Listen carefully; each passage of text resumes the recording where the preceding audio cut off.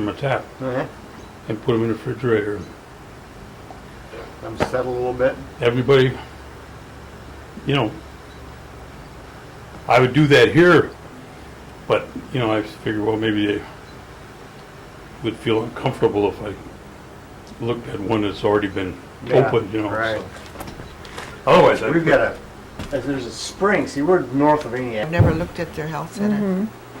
Yeah, the people see the Alan, what building. year is It's- this one then? What year is this one? That feels good. It's 2005. So how long is the interview? 15 minutes? Takes about an hour. That isn't An bad. hour? As long as you want it to be, as much as you tell us. That was a good answer though. Oh, yeah. It could be I half an don't know hour. that much. Could be half an hour. A lot of Maybe I them, know more than what I think I know, maybe. Right. Uh-huh. yeah, a lot of them run about a half an hour, Oh, okay. half an hour to an hour. I might know that much. Anytime you're ready, Lois. Okay. Janet, would you give us your full name and spell it for us, and your date of birth and where you were born? Janet Rose Martin. Would you spell it? JANETROSEMARTIN. Okay, and what was your maiden name? Richmond. And would you spell that for us? RICHMOND. And where you were born? My birthday is May 29th, 1939. I was born in Kashina, Wisconsin, and they had a hospital there. They had a hospital? They had a hospital there, Okay. run by the nuns. Okay. And what is the name of your parents? My parents are Janet Rose King and Calvin Joseph Richmond. Okay. And do you know your grandparents on your mother's side? My mother's side was Sarah Baird and Albert King. Okay. Did you know their parents? Well, I knew Grandma Sarah's was Amos and Rachel. Would have been Baird. Baird. But I don't remember. I thought remember her maiden name at Okay. all. And what about your father's side? Father's side, my grandmother's name was Gertrude Peters, and my grandfather was Henry Richmond. Okay. And did you know their parents' names? Not very. Okay. I don't recall their names. I did at one time, but then I was keeping a family roots. but I Oh, didn't, okay. you know, Was I your got 'em- were your mother and father both Oneida? No, my mother was full-blooded Oneida, and my father was about 3/4 Menominee. Oh, okay. Okay. Okay, now you said your mother was Oneida and your father was Menominee. Did your mother have any sisters and brothers? Yes, she did. She had my Aunt Alice, my Aunt Helen, and a brother, Raymond. And my mom was in there before Raymond, and then there was Edwin in Della, Alberta. Okay. And did they all live in the Oneida area? Were they born in Oneida? I think they were all born here in Oneida, but then they were taken and put to school in Tomah, Wisconsin. Oh, okay. And so they didn't become a family again until my grandpa Albert got them together when my mom was about 14. Oh, okay. And he was a carpenter, so he traveled a lot and did carpentry work. And at that time he was working in Neopit, and he got the family together there for a short time. Did your grandfather have any sisters and brothers? Yes, he did. He had brother Tom, and he had a brother Loomis, Loomis King. Any sisters? One sister, but I guess she left early when she was able to, and I really didn't know her name at all. Oh, okay. What about on your father's side? Did he have any brothers and sisters? Yes, he had 7 brothers and 4 sisters. Oh, did you know their names? Well, there was Clarence, and there was my dad was Kelvin and Elvin and Henry and Roy and Gordon, and sisters were Mabel, Emerine, and Trudy, her name was Gertrude, and my Aunt Josephine. Did your grandparents on your mother's side, did they ever tell you about the kind of education they had, if they had any? No, my grandma Sarah and my grandpa King, my grandpa was a self-made carpenter, and he learned as he helped support the family, I guess, when he was younger, and he just learned by doing. And grandma, of course, was a housemaker. And she never said anything about if she had any education? No, I don't recall that at all. What about your mother?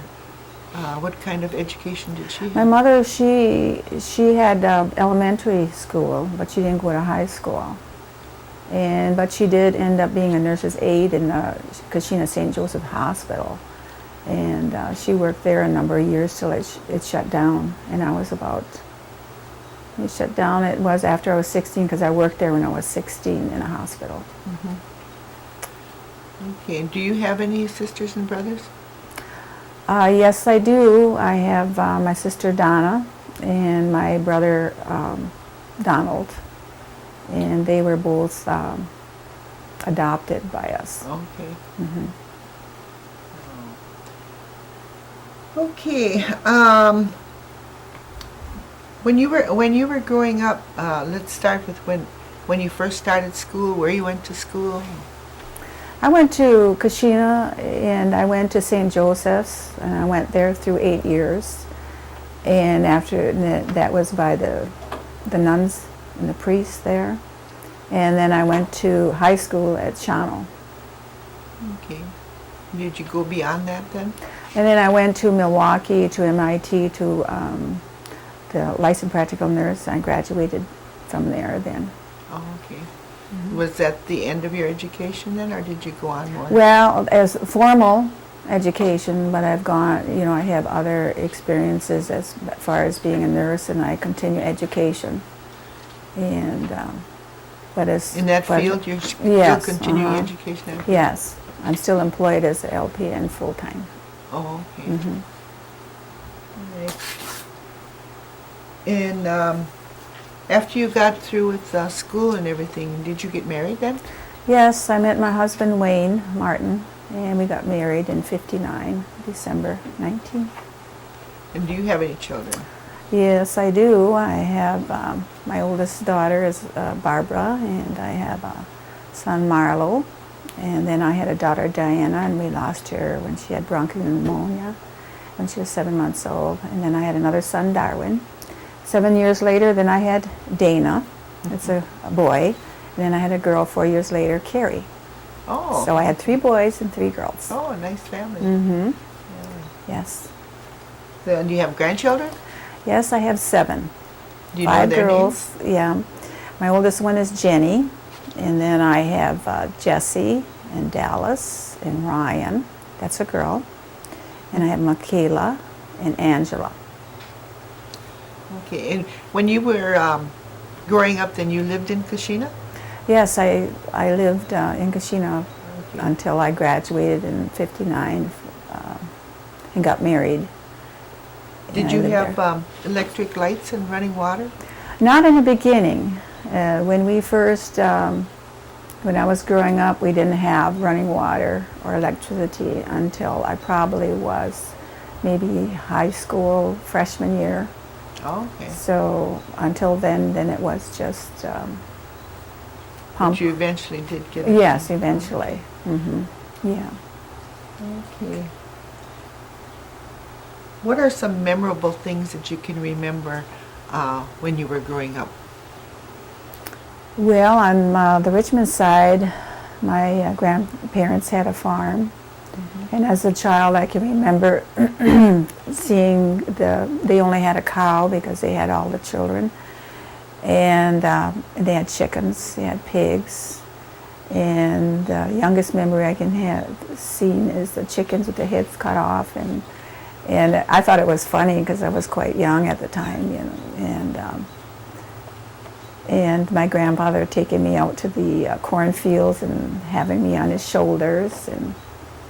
And anytime I seen my grandfather in town, which was walking distance from my home down to Kashina, and I would always invite him for dinner, and he always came, and he was an electrician, Oh, and he lived maybe 4 miles from us, so anytime we had to go see him, we'd have to walk the distance and through some marshes and around some lakes, and so it was, to me now, it's nice memories because of walking through the areas to get there was fun, you know, for a child, and then coming to Oneida also when I was younger to see my Grandpa King and staying at his house and setting table, and I remember his colored dishes, and to this day I still try to find the colored dishes that he had as a child. I remember setting the table, and in that time I thought his house was big, but it's still standing yet and boarded up, and it's small. But at the time, such fond memories there, and coming to Oneida, and which wasn't that often, but coming down to the old post office there, and they used to have a drugstore there, I believe, and there was a church on a hill, and there was some stores there that I recall, and can't put dates on them, but yeah. I was younger then. Okay, those are nice memories. Yes, I probably have some more, but I just, some of those, top to my mind. So how often did you come down to Oneida? Well, I would say I came down at least a couple times when I was younger. I come down more frequent now, Yeah. but at the time, because my parents didn't always have a car at the time. Oh, okay. And when they did have a car, well, then we would come down. I think, now that I think about it, when I'm talking to my coworkers, because I was a volunteer at this clinic I work at now in Bowler, and when they used to come up professionals, and we would have potluck, which was a great memory, and they would ask about our childhood, and I remember telling them, and I feel now that I was poor in their eyes when I was a child, but I didn't feel poor. Oh, okay. I was fed and I was clothed, but I didn't have maybe a steak, Yeah. but you didn't miss what you didn't have.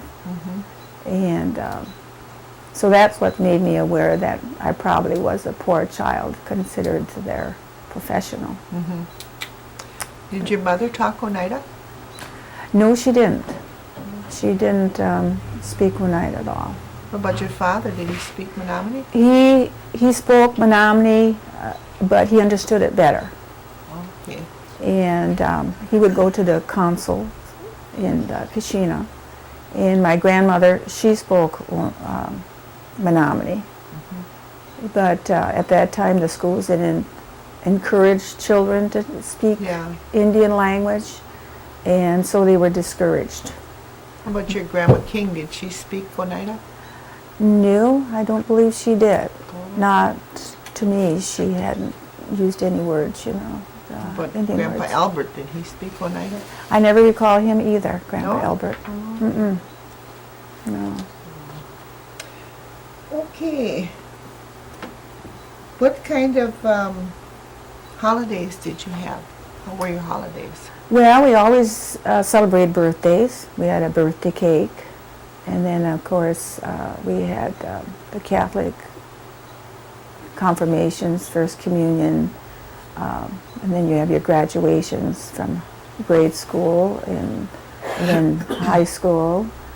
So we always enjoyed the 4th of July, Christmas, Easter. So those were look forward to all our special occasions. Was there anything special that you did on any of these holidays that you can remember? Well, I mean, Christmas was the gifts, and Easter was the eggs, and then Corpus Christi was a big religious ceremony for Kashina. Was that And- a Catholic Mm-hmm. holiday? Yes, and then the First Communion kids would wear their long, special veils, and they were given bouquets. And as you went there was 3 hills you went to the surrounding area. It wasn't that far, and each one had a chapel, and then they'd say prayers. So there was a Oh. procession, and then people came from quite a distance to see see the bishop come, but that was, I believe, in the 50s when that was discontinued. So Oh, it was discontinued. yeah. So that was sad event to see go. So then your church affiliation is Catholic?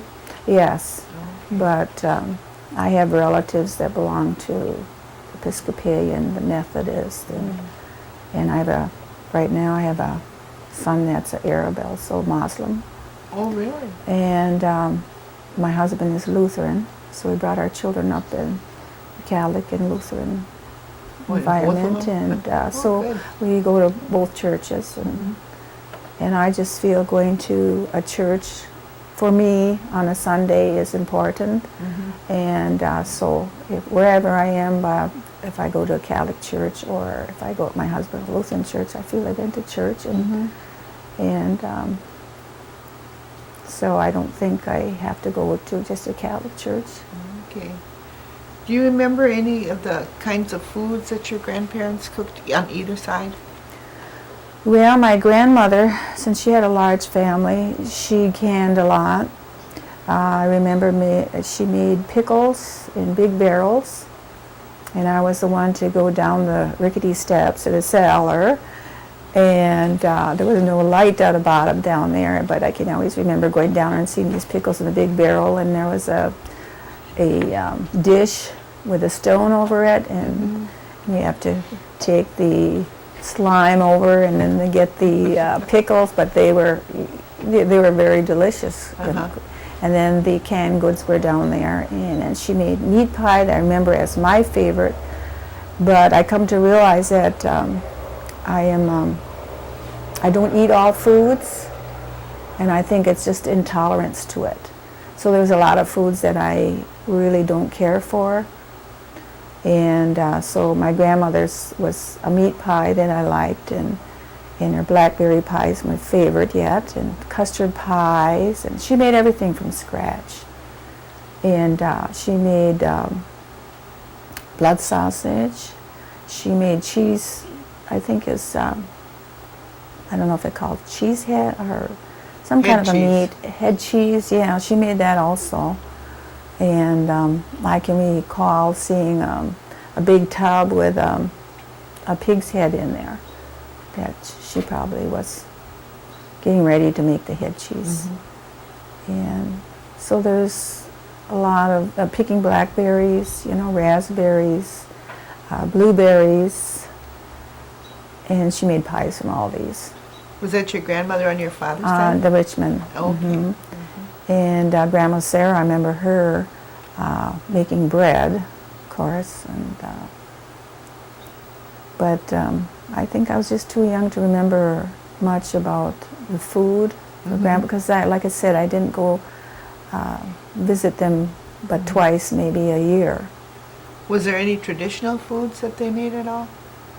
Well, it was always the regular foods like the pies, well, any kind of pie that you wanted for, because being a large family, and but it was always the elders that ate first, and then us children used to have to wait. But there's always plenty of food to go around on these special occasions, or other Sundays we would go there, and then there was always a large meal of the chicken, of course, or the potatoes. And I think we can almost call chicken traditional. yes. Do you think that the Oneida tribe does enough for the elders? Yes, in my opinion, the only way I know is through my Aunt Della. And of course, I guess some things could be improved, like any other programs. But I think they can improve on it, but still anything is welcome, I think, as far as an elder is concerned. Did either one of your grandparents ever use any herbs for medicines? Yes, my grandma, I was, as you can see, I was with her a lot more than Grandma King or Grandpa Albert. And yes, they did use herbal medicine. And Did you I get to did- learn any of the words? Not that much. I think as a child, I didn't use that opportunity. I was too busy playing, and but I did listen and like wintergreen, and there's other, like your peppermint, and which I still use to this day. Mm-hmm. And there was some other herbs too. I can remember that they would use, but I don't recall the names of them at this. When you got sick, how did they doctor you? Did you go to a doctor or anything? I was fortunate, I guess, as a child. I remember getting immunizations, going to the dental, but I had pneumonia, I can remember, and the hospital was there at the same time in Kashina. And so I must have been maybe 12, 13 years old, so I was in a hospital. And I remember a few sore throats. Every spring we used to have to get cod liver oil because line up every spring and get that. So I think I was a healthy child. Mm-hmm. And I don't remember, I remember getting cut, but we had the hospital on my hand. One time I had 7 stitches in there. But they had a hospital, so I'm sure if anyone was ill, they would be going to the hospital. Mm-hmm. But as far as myself, like I said, it's very seldom was I sick. Do you remember any of the games that you played when you were a child? Well, I think we did the same, this skipping the rope and the jacks, and we used to do the was yarn with my grandfather, the making the cup and saucer and the broom, that type. I don't remember what, we just got the yarn out and played the finger game with the yarn. And then he also played a blackbird game. I remember that he used 2 pieces of paper on his fingers, and then he'd say something like fly away blackbird and come back blackbird, and we were young, so it looked like they disappeared the way he played, and so those are 2 games I can remember him playing with me at the time. Okay. Did you ever hear anything about the Oneida New York land claim?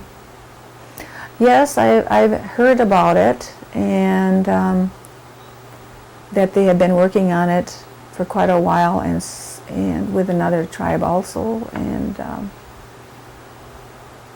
but from my knowledge, I don't know if it's fell through now or if they're still negotiating yet. Okay. What do you think of the elderly per capita payment? Well, in my opinion, the amount is okay, and it does help the elderly. But I also think money should be used to improve the condition for all tribal members, which I think it is. I'm not really a political person, but just what I hear. And I suppose I could be more informative about that. Are you on the Oneida roll or the Menominee roll? No, I'm on the Menominee roll. Oh, okay. But my affiliation is, as I grew up, was more with Oneida. And I came down here as often as I could as I grew up. And I come to different events as much as I can, but being full-time worker, I can't come as often.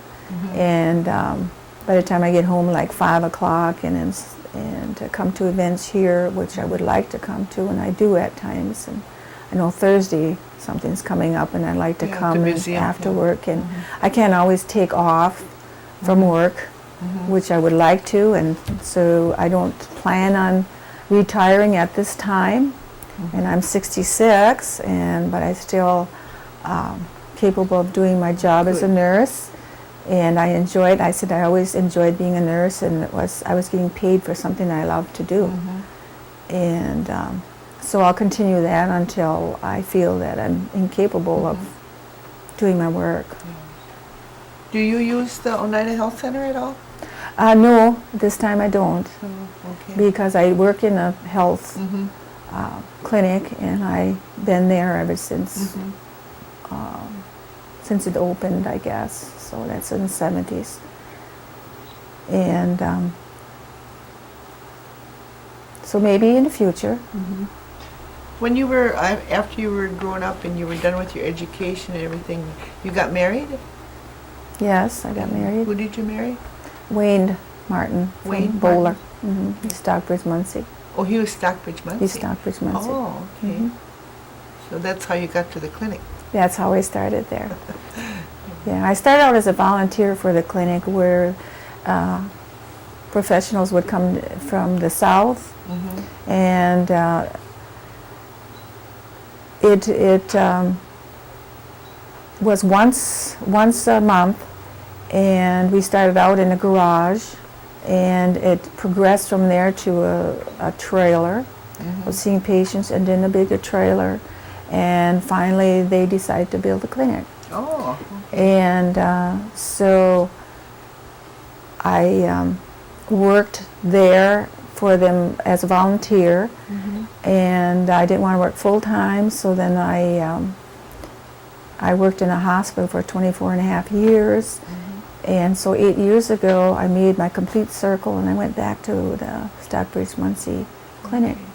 what was the date of your marriage? December 19th, 1959. Do you live on the reservation? No, when we were first married, I was going to school in Milwaukee, and then we moved to Milwaukee to Appleton to Stockbridge, and now in Shawnee. We've been there for since. Do you live right in 64. Shawnee, or? No, about 12 miles out on You're on the 29 in the country? country. Okay. Yeah. Do you do any kind of small farming then? Though? No, when our children are all home, they're all left home now. I have two sons that live around the Shawnee area, and I have a son that lives in California, my youngest son, and I have two daughters that live in Tucson. So Okay. When you were living when they were all home, did you have a garden? yes, we did and have a stuff? garden. We had a couple horses for our kids, and many other,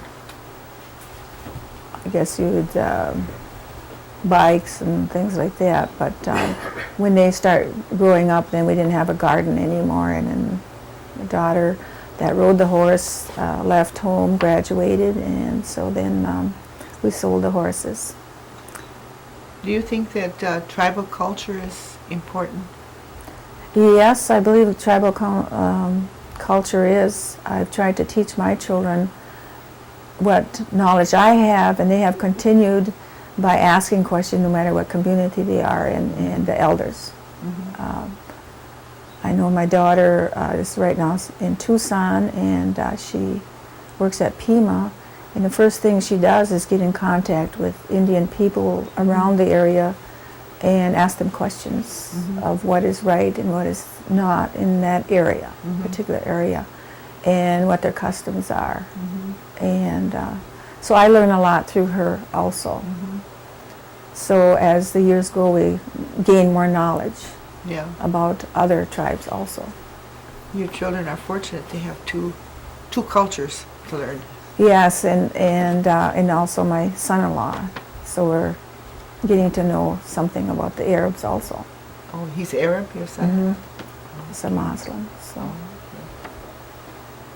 Okay. I think that about covers everything. Anybody got anything back here? You guys wake? Who is perhaps the most influential person in your life? My mother Janet was. How would you characterize that influence? How would you describe that? Well, for one thing, she installed me to go to school and to do the best I could, and that I could do anything that I wanted to do if I worked for it. And to respect my elders, and that you know your family's always there for you, and you should be there for them also. And I was taught to, if I seen an Indian, ever since I was young, I would go to Shawano and I would see Indians, and I didn't know who you were, but I would always say hi, you know. And some people are not as taught that. But even to this day, if I see somebody that looks Indian, I go to Tucson, I go wherever, I will, if I see eye contact, I will say hi to this person. And sometimes I even get in conversations with people because I do that. And so I think that she was my most influential person. Have you tried to pass on some of these? Yes, I have. to your kids? I've taught my children. My children were very seldom missed school, and they weren't ill that often either. And I think maybe part of that was because of their good genetics. But also being a nurse, I knew what to do. And they very seldom missed school at all. And if they missed school, it was because they were really ill. And they also knew that anything they started, they should continue. I had episode with one of my children that wanted to take woodwork. It's my youngest daughter. And I said, well, if it finds you don't like it, you're going to have to finish the semester. You finish what you start, even if you don't like it. Well, it ended up she did the semester, and she didn't like the... But I thought it was best to teach the kids to continue, to finish at least what they started. And if they wanted to try anything, to try it. And if you didn't succeed, like I had a son that went to Tucson, Tulsa, Oklahoma, excuse me. And he was going to be into some kind of aviation, not pilot, but. And he went there, and he needed more help in math. And so the instructor said that he was welcome to take the class over again. And but my son, he finished the semester, or go and take another semester because it was junior level of work, and he was just graduated. And so he came home. And I taught my children that you try. And it's not a failure. It's a failure if you don't try. This is something you wanted to do. But getting back to Dana, he was very upset. And, you know, I'm not smart enough, I'm not this. I said, that's not it. You may go back, if you really want to do this, you can go and get the math. Well, my daughter was working at a college in Kellogg, Michigan, and I think he would gotten a little, I might say, depressed. So, and this is unusual for this son of mine. So I took him down there and I had him tested, and he scored quite high, higher than what my daughter thought he was going to score. So it made him feel better about himself. And so he went on to school in Oshkosh, and now he's the most traveled one of my family. He's been in China for 3 times. He's been there for a year. He teaches English in China, one of the provinces. He travels to Greece, Thailand, and he's unmarried at this time, but he's living in California. And so I think I taught my children well. I mean, that's just one of the recent examples. And my other children also. So, because I want them to survive, and I want them to respect elders wherever they go. And from what the feedback is from my relatives, and my children tell me that, thank you. I mean, in different ways, you know, it isn't, we have a conversation, but every once in a while it'll come out in conversation. Do you see some of that being even passed on to your grandchildren? Yes, I have a grandson that was born without fingers. There's this little knob son there. And he's going through a hard time, and he's made some few choices here that he shouldn't have had. And I try to tell him also that he is limited what he can do. He wants to work on cars, which he does, and but it takes him a little longer. And he would like to get a job working on cars. I said, well, you know, sometimes you are limited what you're doing. You have to choose something else, but you don't give up. And so I have a close relationship with my grandchildren. I don't see them that often because we live in different areas, which is sad. But like I said, he made wrong choices, but he's rectifying them, and he's better for it. But I understand he was a new kid on the block. All the times he moved here and moved there. So my daughter, being a psychologist, and you have to get your experience, so you go someplace else to get your experience. And I think being a new kid on the block and without fingers is a double whammy Is it for a both hands? child, you know. Is that both hands? Just one hand. One hand. Yeah. And so I try to be there for all of them. So I think it's been passed down from my children to their children. We all have our problems, but you don't go through life without problems. You learn from them. Is there anything else you'd like to add? I don't have any. Okay. I think that, you know, my family is most important. Okay.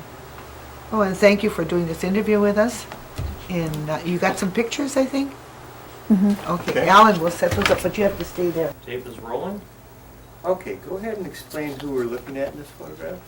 Do you want me to point? No, Okay. that's fine. The gentleman is my great-grandpa, Amos Baird, and he's holding my Aunt Alice, and my great-grandmother, Rachel Baird. Do you have any idea about what year this would have been? I have no idea what year it was.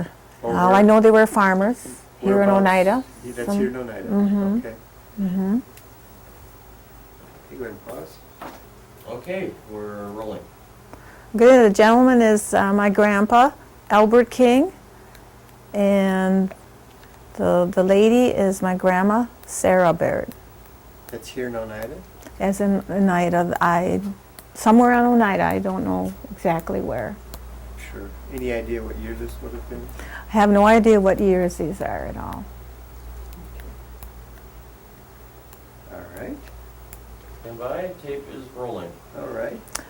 Okay, the youngest girl on there is my Aunt Alberta King O'Shaggy, and on the left of her would be my Aunt Helen Hill, and the one in the window is my mother, Janet King. And that's someplace here on Oneida. You might be able to tell kind of by their ages about what year this would have been. Why, my Aunt Della looks about 12.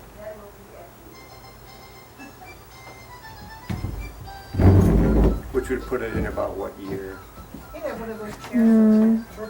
Or over here might be easier. In the 20s, I would think. Someplace in the 20s. Okay. Tape is rolling. Okay.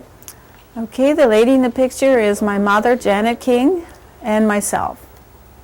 And I'm guessing I'm maybe 4. And the gentleman is Calvin Richmond and myself by their Okay. rambler When there.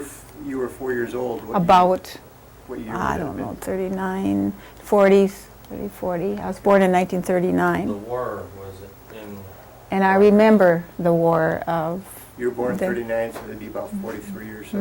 about around that. I really don't know what the age. Okay. Is that Ray or Edwin? Okay. Okay, this was taken at my house when I had a family gathering. And a gentleman is Edwin King, my uncle. And next to him is Alberta O'Shaggy. And below my uncle Edwin is Helen Hill. And next to her is my Aunt Alice Showers. These are all brothers and sisters. Okay. okay, tape is rolling. Okay, go ahead. Okay, we'll start to your right, which was my father, He loved to fish, and he fished for my grandpa every time he came. And the next gentleman next to him is Albert King, my grandpa, and I'm right next to him. And I'm thinking I may have been about 10 years old. And next to is my grandpa's brother, Tom, and my sister, Donna. And I'm not quite sure who the gentleman is on the immediate to the left there. Okay, so this I has been don't know if it's about the longest. 1949 or so? If you I were look 10. like I'm about 10, I'm guessing, about 10 years old. Donna's about 3. Do you know where this photograph was This was taken at my home. That's in Kashina. Yeah, you're right. Okay. This is our wedding picture taken December 1959. And that was taken in Shawano. In 59, you would have been 20 years old? 21, I guess I was going on 21 years old. How old was your husband at the time? He's just a year older than Say 21. 21, 22? Mm-hmm. Foundation photo. Was that taken right on your wedding day? Yes, we had the pictures taken the same day.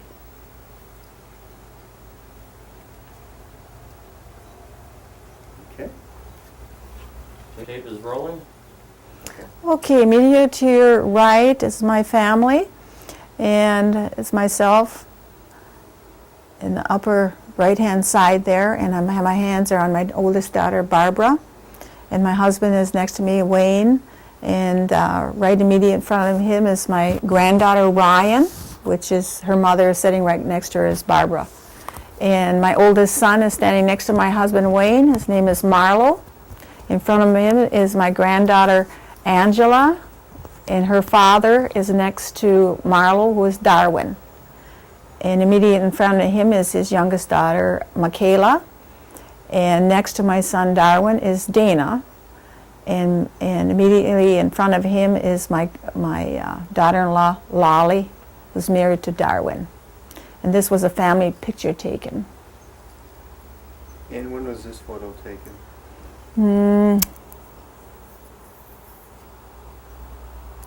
Let me see.